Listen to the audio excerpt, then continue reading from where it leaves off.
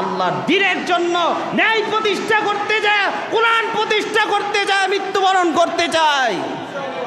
ইতিহাস হয়ে থাকবে, ফেরেশতাদের লিস্টের মধ্যে নাম ঘুরতে থাকবে, জান্নাতের মধ্যে নাম ঘুরতে থাকবে।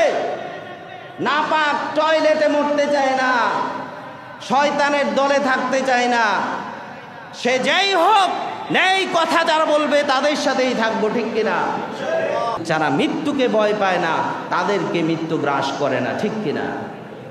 আপনাদেরকে প্রশ্ন করতে চাই, মৃত্যুরে ভয় পান কারা কারা? মৃত্যুকে মুসলমান ভালোবাসে, ভয় পায় না। কারণ জুমার নামাজ পড়ে যদি মৃত্যু হয়ে যায়, মুসলমান চিন্তা করবে আমার মৃত্যুর কোনো ভয় নাই, জুমার নামাজ পড়ে আসছি, উসিলা আছে না নাই?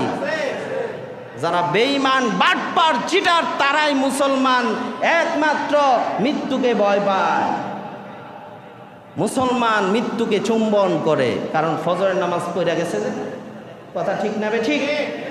ন্যায় কথা বলতে যায় শহীদ হয়েছে, নবীজির হাদিস অনুযায়ী তারাও শাহাদাতের মর্যাদা পাবে, ঠিক কিনা?